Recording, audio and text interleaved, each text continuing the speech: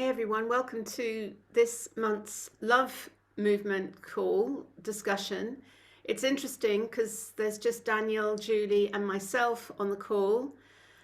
And we're just discussing before we started recording about how, although I sent an e-shot out this morning, Julie didn't get it and she doesn't receive them anymore from the Love system. So whether we're actually being uh, blocked in some way. I don't know, but anyhow, we're just gonna have a discussion and see where it goes.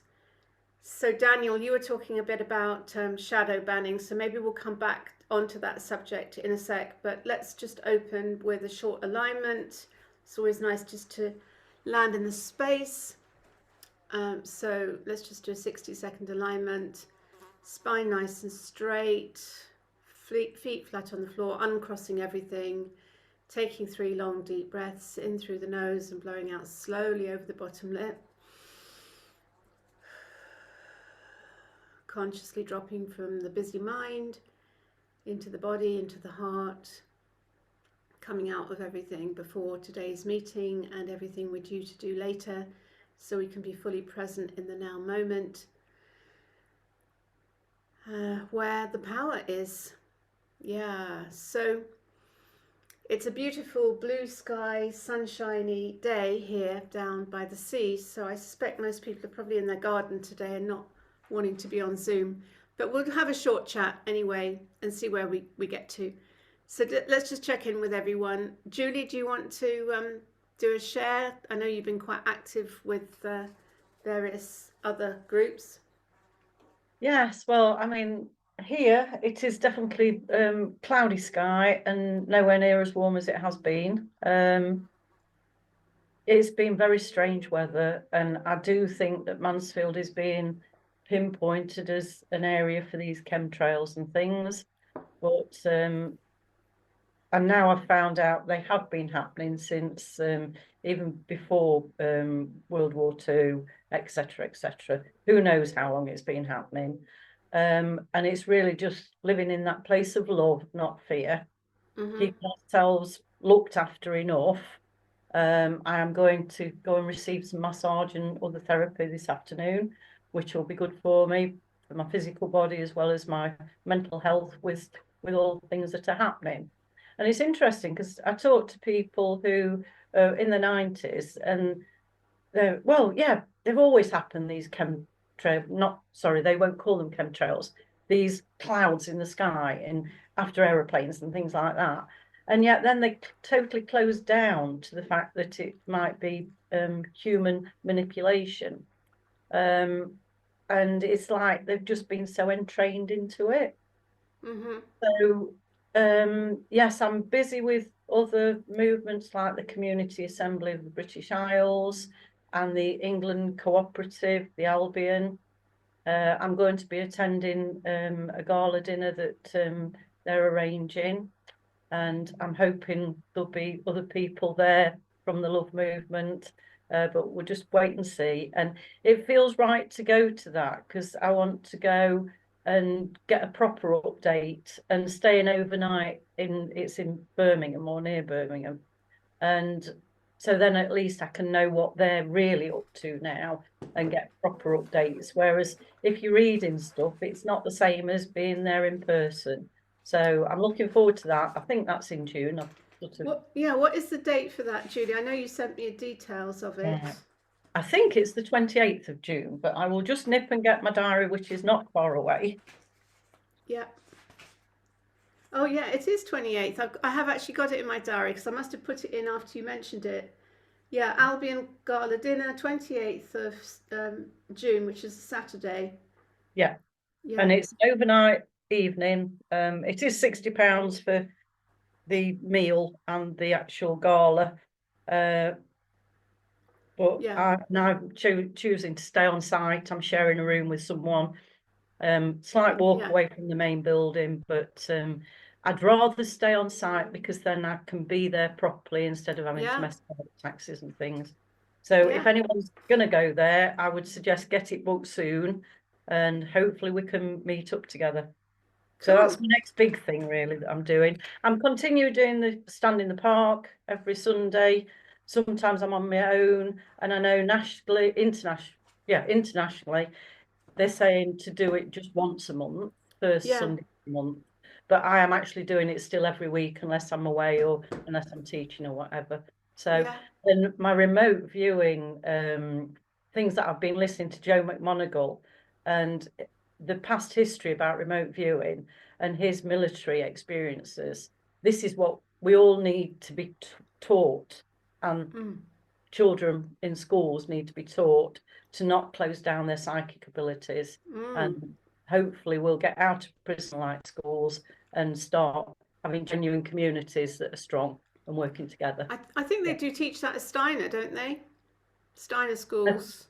I think they do. And you see, I had a bit of a hang up of I wanted my kids to be in not a private school so that they'd know people in the local community. Yeah. Uh, I wished I'd known what I know now, because then I probably would have gone to a Steiner school or something like that instead. But I Yeah. didn't know enough about things then. But then when I did get into teaching in mainstream school, I know national curriculum had come out. I couldn't get square pegs in round holes. Even some of the very experienced teachers didn't recognise dyslexia. And I've done master's degree teaching and assessing specific learning difficulties, including dyslexia. Mm. And to me, what are we doing? Why are we doing this? And now, of course, the amount of autism and ADHD and things like that that they keep talking about, it needs to change. Needs to change. Yeah. Anyway, Yeah. I'll leave it at that for now. Thank you. Yeah. So just to mention on the remote viewing front, sorry, I'll come to you in a sec, Daniel. Just to mention on the remote viewing front, I haven't had any kind of formal training in that, but obviously I've done a lot of kind of plant medicine work and ayahuasca and shamanic work, and so I have been kind of honing my intuition.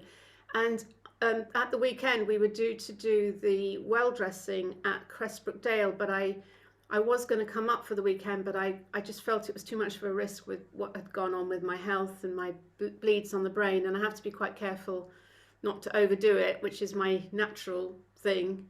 Um, and I just decided on Friday to actually lie down and rest rather than make that journey.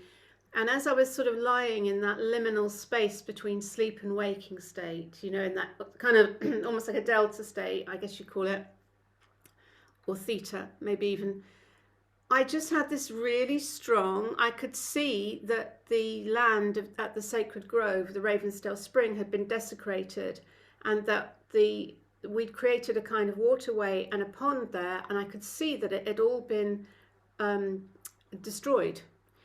And I actually sent a message to John, who is in Derby, and he was going to come on the Saturday to say, "Oh my goodness, they've destroyed it." I just had this psychic hit, and then he went and he took a video and he said, "How did you know?" And he showed it, and it was all completely ripped out. And it's interesting because we did that early in 2022. It's one of the first projects, the team building projects we did at Crestbrook Dale. And it was actually one. It was very symbolic actually, because we were honouring the water, and we've done a lot of work in the Sacred Grove, and I've journeyed there, so I have a very strong attachment to that land. And so yeah, it was like, oh my god. And so it had survived 3 years without being touched and being honoured and respected. And then we'd announced we were going to do the well dressing. Hi to Conrad, by the way. We'd announced we were going to do the well dressing, and obviously as a firstly to sabotage it, and secondly I think to psychologically attack me, to create me like more stress and anxiety. Obviously a small contingent of locals decided they were going to take it upon themselves to trespass, commit criminal damage and sacrilege and desecration. It's absolutely shocking, Yeah, really. We're dealing with real Watiko kind of energy mm. still. I've just started reading a book, Out of Body Experiences. I think the name is Robert Peterson, but I might be wrong on that one. I'll share that with you later directly. Mm. And I've had the book for a while. Someone gifted it to me a while ago, but because I've been so busy with things, I've not really focused on it at all.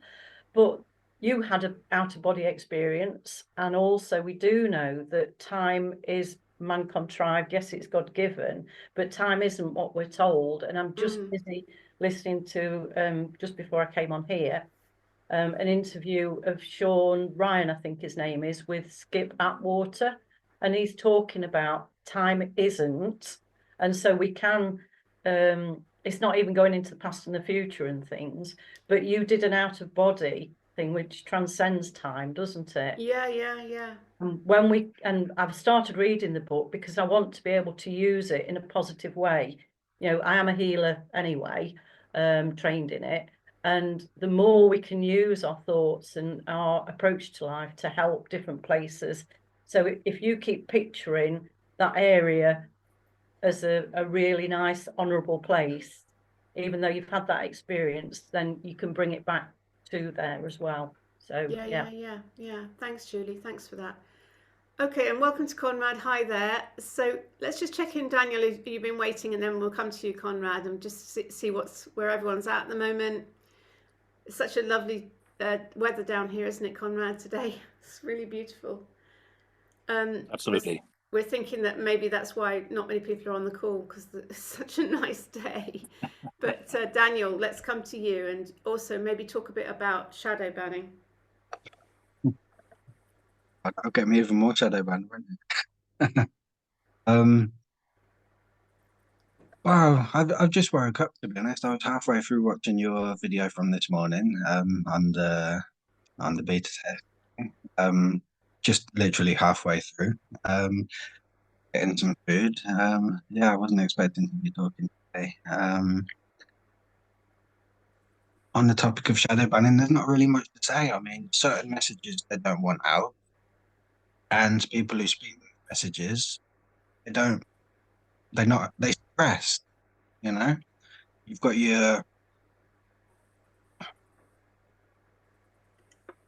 so the internet, when it first began, it was like a meritocracy.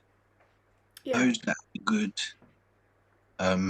thing going on went to the top, went to the bottom, or never went to the top. These days, especially since 2020, there's just a little bit of meritocracy left.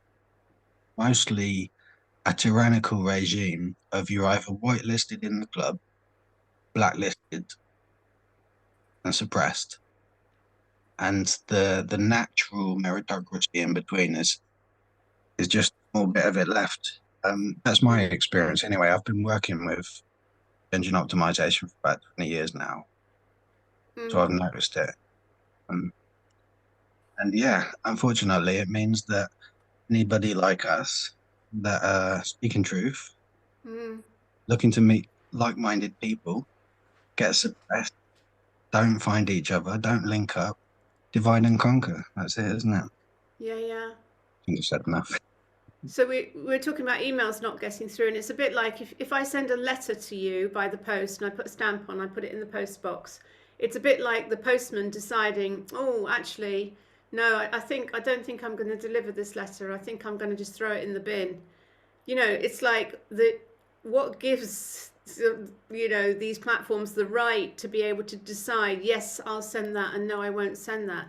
But then I guess on the other side of that, then there's the whole issue of spam and junk emails. So it's a tricky one, isn't it?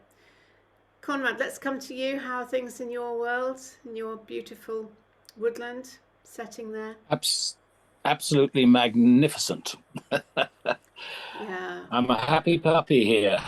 I have some wonderful friends staying with me at the moment in their van, further up the hill. Yes, it's being a wonderful world as far as I'm concerned. Talking about out-of-body experiences, have you come across Darius Wright? I haven't. Well, no, he does workshops on how to leave your body, which I find really fascinating. In fact, there's quite a few people now doing this. He's not the only one. He's a nice guy, it seems, very genuine, it feels. And I've been rather curious about the idea of sort of leaving the old bod, let it sort of carry on lying on the bed and going off and looking at all these other realms, which look rather beautiful and rather fascinating. So it might be something to pursue. I don't know. Yeah. Otherwise, I don't have a lot more to say just at the moment. I've just been invited to give a short talk for about half an hour on natural law, and it's sort of interesting as I write the notes for it. I realize that it's becoming more and more not something that is written on paper. It's not something that creates a rule or anything like that. It's much more what is going on inside and the belief that you are in the right place now at the right time, etc., etc. It is natural law, I think, becomes, I don't like using the word spiritual thing because it's been rather messed around with, the word spiritual. But I really do now sense that the more I believe that I'm living by natural law, the more in myself that I am not part of their system, which is something I've been going back through my life. And actually, I've always lived on the edges of the system anyway. And I didn't realize to what extent it actually had become part of me. And in not being part of the system, not having the fear that goes with it and its control, I realized that going into natural law becoming part of your heart, part of what it is to be a Homo sapien, to be a human being on this planet, that's when you start to actually aurically, if I can put it that way, put out a field of being human, of being somebody who loves, cares, has kindness, etc., etc. And that's where the law, L-O-R-E, becomes what we are to be human. Anyway, that's just something that's going on in my life at the moment. I'll shut up for now and let somebody else have something to say. Cool. Thanks, Conrad. Julie, what's that you got? Yeah, this is the book that I was just telling you about. So it's Out of Body Experiences, Robert Peterson, and it's a basic one to start helping people to learn how to do out of body experiences and what it's all about, really. But I've only just started it. The others that is recommended is Robert Monroe. Oh, yeah. So he's passed away now, but Journeys Out of the Body, I haven't read that yet, but the Monroe Institute, which is in America, I gather is a very good place to connect and do some training with if you've not done any training in remote viewing consciously or not consciously, formally. That's what I mean. Yeah. So everybody. Oh, Julie, you don't realise it. And we don't have to have taken anything to induce it. But sometimes certain things can help to relax people enough to shut their ego mind off so that they're enabled to go out of body and do it in a, I would say, philanthropic way. And that's what we need to be aiming for, is live with love, not fear. And I know my Course in Miracles that I'm continuing to do and to host a WhatsApp group on. When stuff's happening in life, I go to that and it helps me to get into that place of neutrality, that place of bliss, they would say, not highs and lows, but the Buddhist way of bliss. Thank you. Nice. The Monroe Institute, I was aware of it when I was in the States in my late 40s. And it was quite a powerful thing. A lot of people were actually going there. And that's when I first realized that out of body was a thing, something that we can do. Yeah. Interesting. So just to add my 2 pence on this subject, it's been very interesting for me to do a lot of ayahuasca plant medicine work.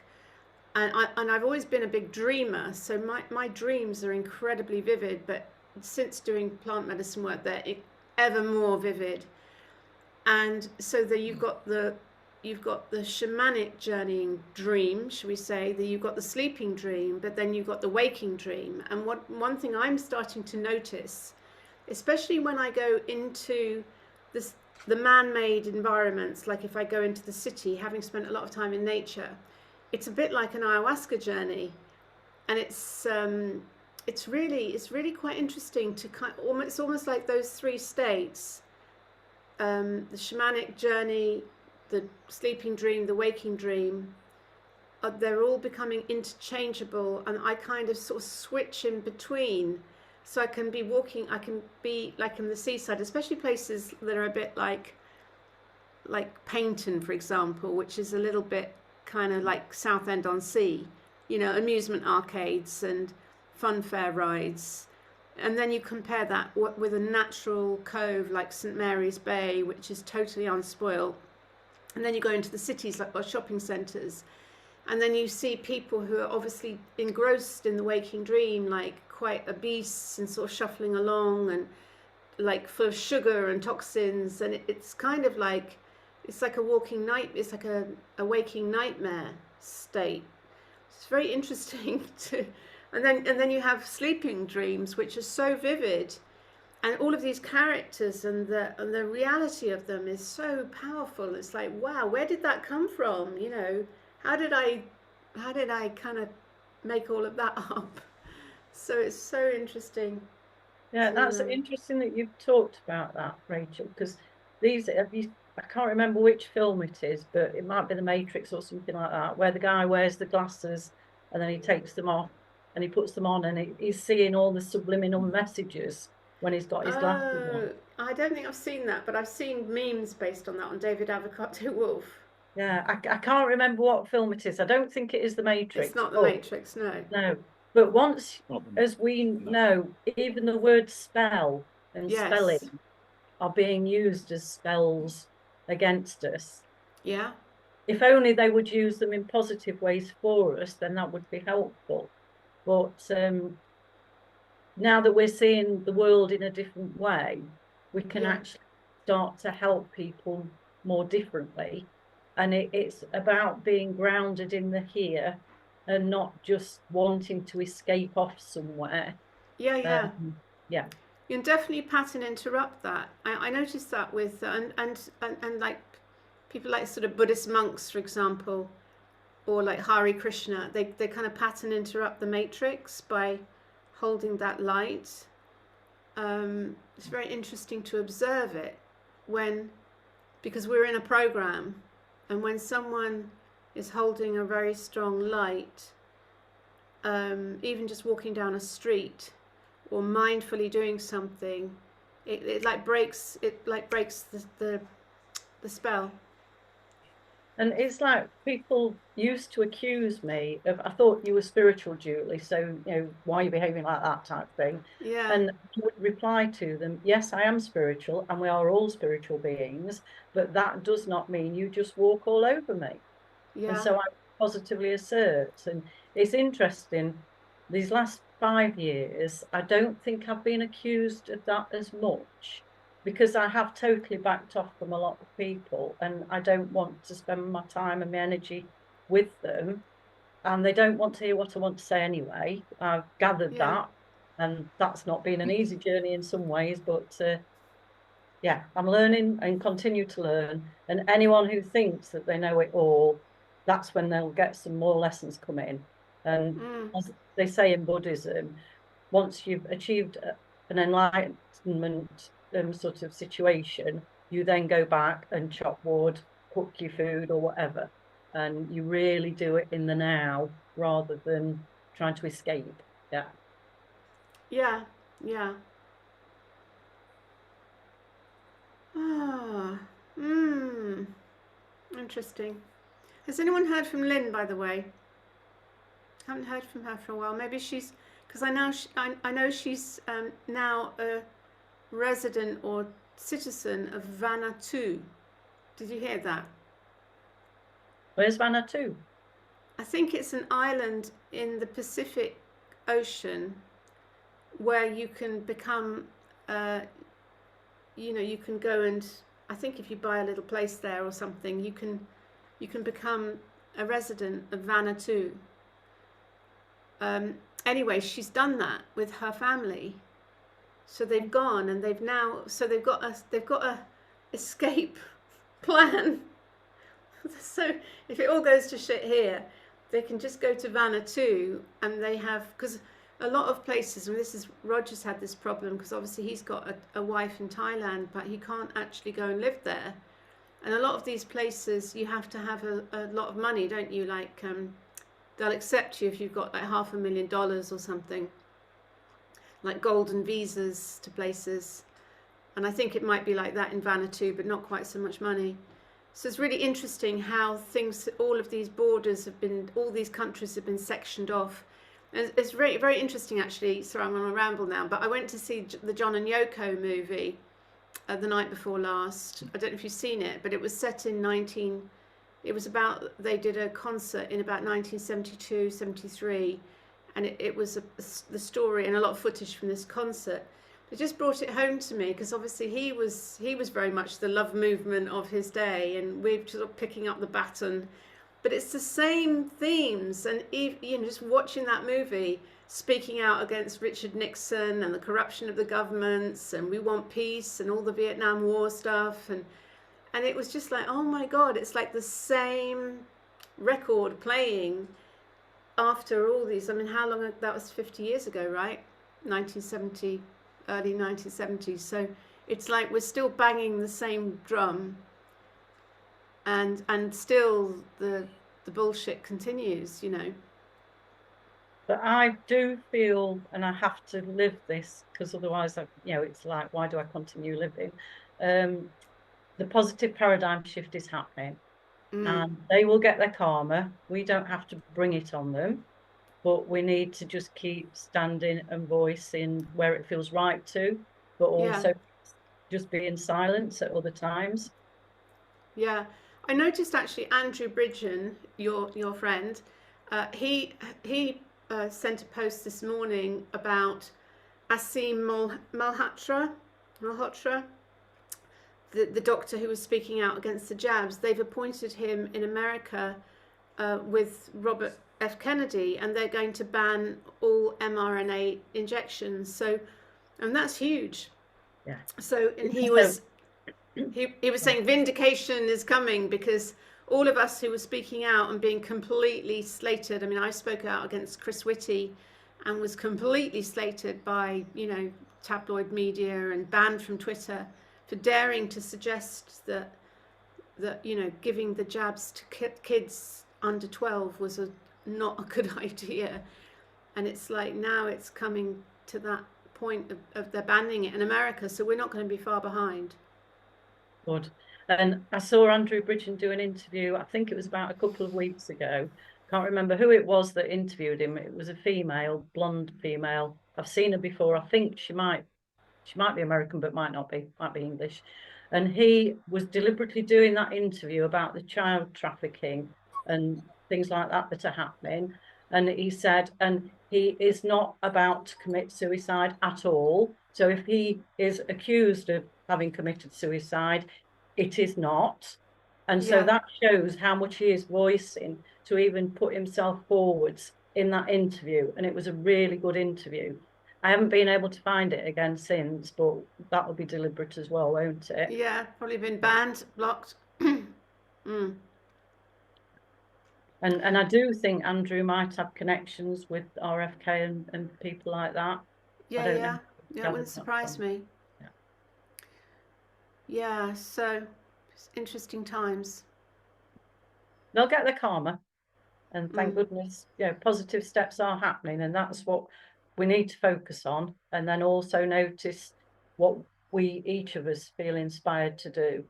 And so your health wise then, Rachel, I don't know if you want to talk about it on here or not, but I'm glad that you're looking better than you were, and we need to keep looking after ourselves first, because if we don't look after ourselves properly, that is part of God's guidance. And I don't mean religious dogmatic God, I mean genuine God. We don't need churches and things. We need to just follow the inspiration.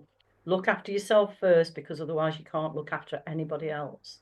And that's why we're here. Yeah. It is noticeable. I am like this morning just having berries for breakfast, which just consciously choosing, this, even for things like cancer, having like blueberries and berries is a really, really good thing. And obviously lots of greenery and just, yeah, it's the V in love, isn't it? Vitality. But it's interesting you say that, because I used to be allergic and intolerant on loads of the stuff that's supposed to be healthy. Okay. Thankfully, as I got into the complementary therapies and with my marriage split, I managed to understand how stressed I was. And so I literally couldn't even eat a lot of fruit and vegetables or a lot of supposedly healthy stuff. So one man's meat's another man's poison. And if you don't feel like carrying on eating, just leave it. Do not use yourself as a rubbish bin, and don't just eat something because you think you're being good, but eat it because you really feel drawn to it. Now, when people have got allergies, the body doesn't recognize the substance when they eat it. So if people are craving things, sometimes they'll crave them because they need it, but then when they take it into their body, the body doesn't recognize it and doesn't know what to do with it. And then it does things like store it in the brain, in joints, in scar tissue. It might excrete it, which sometimes it excretes, particularly if it's not much. But so if you're ever feeling that you keep craving for anything, it's really notice that craving and notice how you feel after you've eaten it. Because I mean, things like health kinesiology can release allergies, but also the least stressed we are, our body will release the allergies anyway. Yeah. So I just want to, can't remember if I mentioned this on a love call or another one, but it was so interesting being in hospital for 7 days and experiencing NHS food. It was just so awful. And just that feeling of like, just that simple thing that they could do so much just with really, really healthy, fresh food, as opposed to, oh my goodness, I was quite shocked actually. And it was were also, you lying on a metal bed? yeah, it was one of the beds that has got all of the gadgets, and it's probably a soup of electromagnetic stress because all the buttons where you can sit up and down. Not only that, Rachel, metal beds are very bad for us. I know.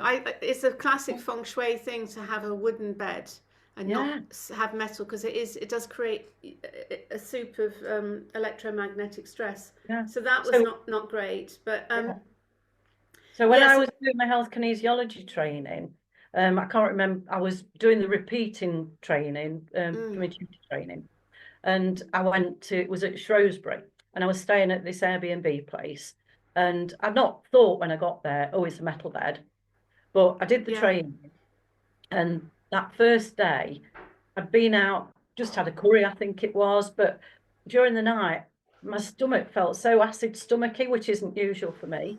And I didn't really think anything more about it. I didn't think about the bed I was lying on. I was trying to think, well, what have I had to eat? And I thought, well, I've not had anything that could set that off. Then during the day, I was absolutely fine. And went to bed that night. I was even worse with the acid stomach. And again, I thought, well, what have I had to eat? What could have caused it? As luck should have it, God brought that we did some health kinesiology to do with sleep. And the student that worked on me, it tested up, I needed to sleep on the floor.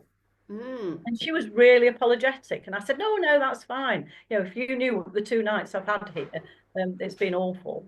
And so I got to the room, and it had told me to sleep on the side where the dressing table was. In my logical head, I was thinking, well, why wouldn't I sleep on that other side or at the end of the bed? Because, there's different space there. So anyway, I sat next to the bed and put a load of things on the bed to do some work. Leant forwards, immediately I started getting acid stomach sensations. So I leant back. Well, I feel fine now. Leant forwards again. It all started up again. Then I realised it was a metal bed. And so I went and did my work on the floor, and I slept on the floor that night, and being under the dressing table area was much better than anywhere else in the room. And when I had the best night's sleep that I'd had, When I got back to the training, I walked in and I could feel them all looking at me to see how I was feeling. And I'm like, I've had a brilliant night's sleep on the floor. It was great. But I told them about every time I leant over the bed. And that was the metal bed status. Yeah, So yeah. the next time I stayed there, I said, I do not want to sleep in that room with the metal bed. And so they gave me a different room with twin single beds that weren't metal. Absolutely fine. So it wasn't to do with anything else to do with the room even. Yeah. I mean, camping's very, very healing. Like to sleep in the forest on the earth. I'm sure you're aware of that, Conrad, where you are. It's so natural, and you surrounded by natural materials, and it's just, you know, being in nature is so healing. And again, be mindful of not having a metal camp bed and things. Better off having air beds. Yeah. No, I tend to sleep on the earth. Yeah. If camping. Well, some people, because their body won't allow them to, but I would say get your body fitter. And I know since me doing the yoga and everything, and doing a yin yoga approach, I've definitely improved my whole health of my body. So I can easily sleep just on the floor. Yeah. Cool. Okay. Daniel, Conrad, did you want to say anything? 'Cause we sort of dominated the call a bit. Just an interesting conversation. Interesting to see where we meander to. I don't have much to say at the moment.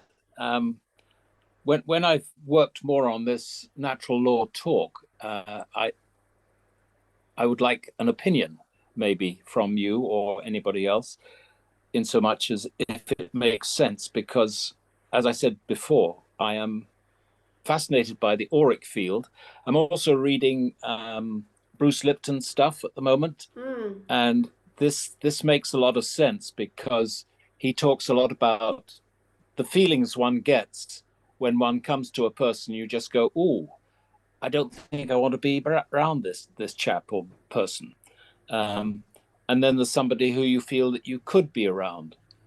So there is lots more to us, as I think all of us here know, and I'm hoping that by saying what I'm about to say is not going to spill the beans in some sort of terrible way. But I feel the fact that I have not been troubled by the council for quite some time now is because I am in natural law, and my body and my sense of self is part of the natural law, and therefore I call it the auric field, but it's much more than that, of course, has somehow created a place here where they've either forgotten, they're just leaving me alone, and it seems to be working, which is great. I also imagine as well, Conrad, that there's loads of cutbacks and all of these councils are skint, and they've probably laid off a load of these officers, and they're probably, you know, they don't have any resources. And it's quite interesting. I'll mention this because it's a very interesting one, and I haven't put it out, but a friend of mine is she's dealing with a tenant. She's trying to evict a tenant, and the tenant is trying to get a council house and has been told by the local council, and local council has a duty to find housing for everyone. Apparently, because of Starmer and his new rules, which are stopping landlords from evicting tenants from June, what's happened is there's been a massive spate of tenants, of landlords getting rid of tenants before the rules change and basically terminating everyone's lease. And so the council have got in that area, which is up in Yorkshire, there's a 30,000 people on the waiting list for a council house, and absolutely no prospect of the council being able to do that. And of course the councils are completely bankrupt. So this is the state of Starmer's Britain, and Starmer, being a command control freak, thinks, yeah, I'm going to change the legislation and I'm going to make the landlords blah blah blah blah, but all that happens is he just destroys. What has happened is he's just destroyed the rental market because no one wants to be a landlord, you know. So you just can't, this is the thing about this command control. It does go against natural law because you're trying to meddle and interfere and make people do things they don't want to do. and you just can't get away with it. You know, so this is And it's on that, all Rachel, you know, yeah. shooting himself in the foot at every turn, Starmer. But if you also consider, I know locally, there's hardly any council houses compared to what there used to be when Yeah, I was in the 60s, 70s here. And, you know, they tried to, you know, with Margaret Thatcher, oh, own your own house and, you know, buy your council house that you've been in for years and things. yeah, And then obviously when those people either move somewhere or they die, if they've already bought that house, yes, they could pass it on to their family. Though, I yeah, mean, even that, the legislation that's in place when somebody dies is ridiculous and is causing a lot of stress for people. yeah, And then also, so we need more council houses that are decent and properly built, and ideally probably insulated with hemp and things like that. yeah. You know, my mum always says we used to have fields and fields of hemp when she was a child. So Yeah. she's 91 now. And it's like, well, you wouldn't believe it when you drive from here to Doncaster where she was born. There's hardly any fields really even left. Now, going back to something that Conrad said about Bruce Lipton, it prompted me to think about The Secret. And I was listening to something recently that was saying basically The Secret was taken over. And so whenever we're doing well, like they're not allowing people to get the emails for the love movement, someone gets in there to change it. And then they became so materialistic. And I can remember The Secret when it first started, seemed very positive. I think Dr. Joe Dispenza was involved in it as well. And then suddenly they just became so materialistically focused on money and material objects instead of the positive love side of things. And so see it as a positive that it got took over, but also we need to know where to stop following that sort of materialistic approach. Yeah, But I mean, thank you, Conrad. Yeah.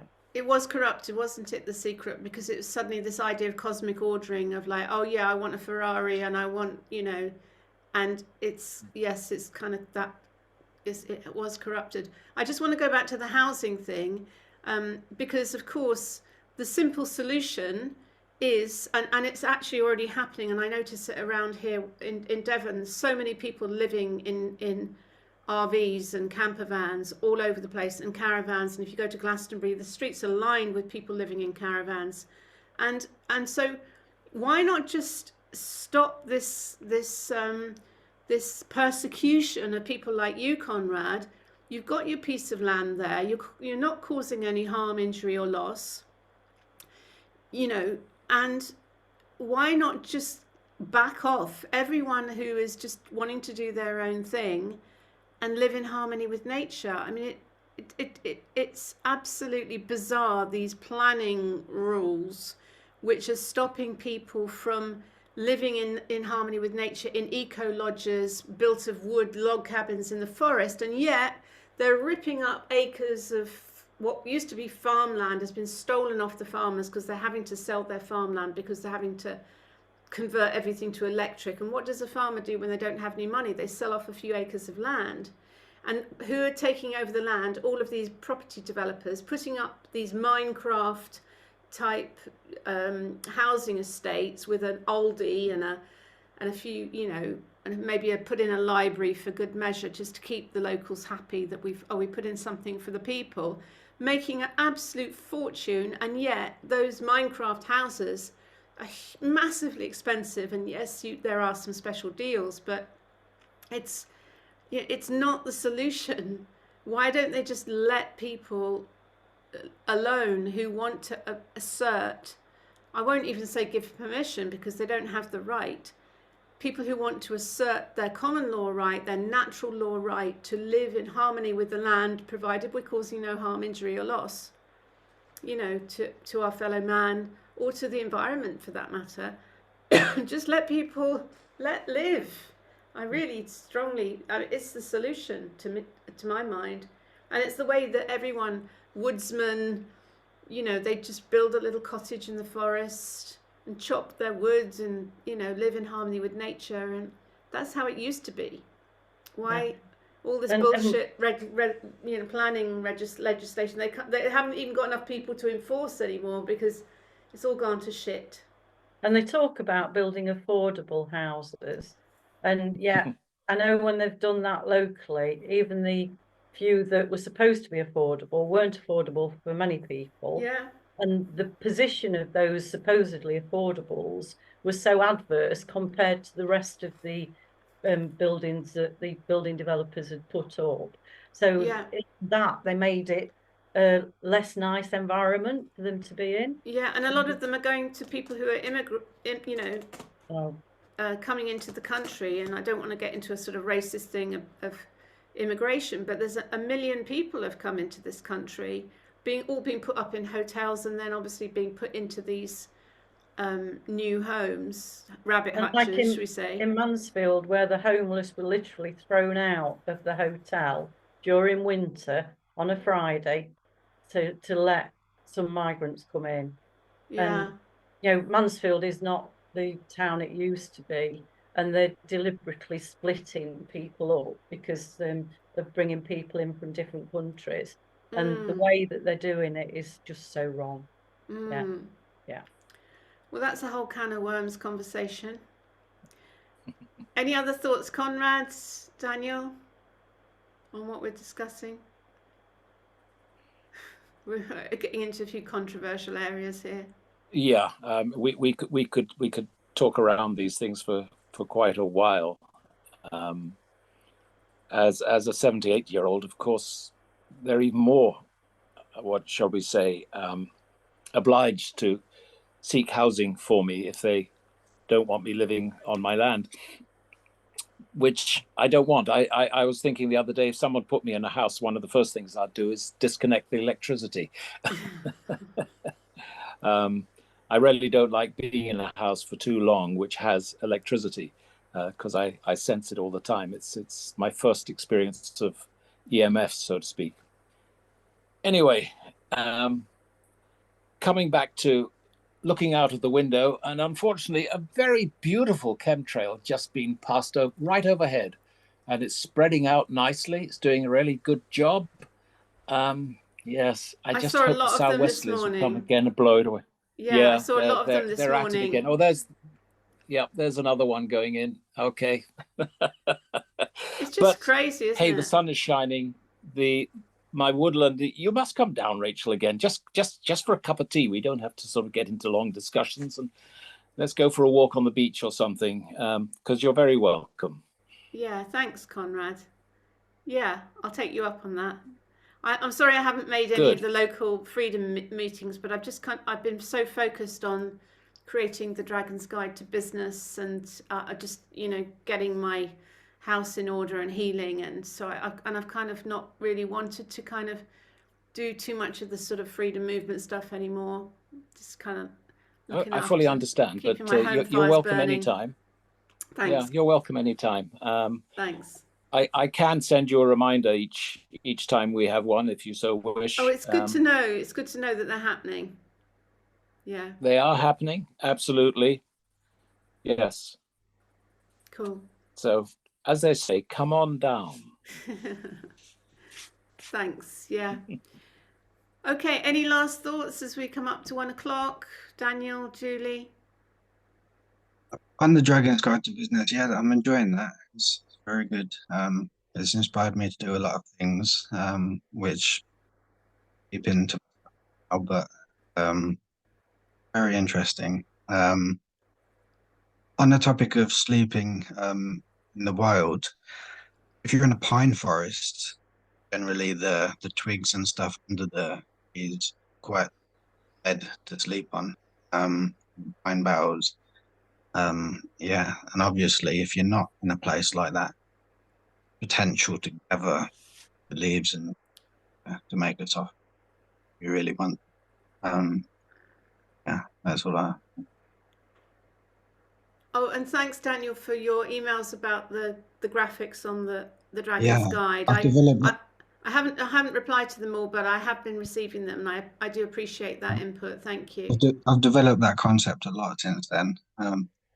Yeah, sure. I get your drift, to make them a little bit more metaphysically, Yeah. you know, working with the elements and combining feng shui and the I Ching and elements into the business graphics. Yeah, thank you for that. I'll ponder that one. Yeah, cool. Julie, any last words?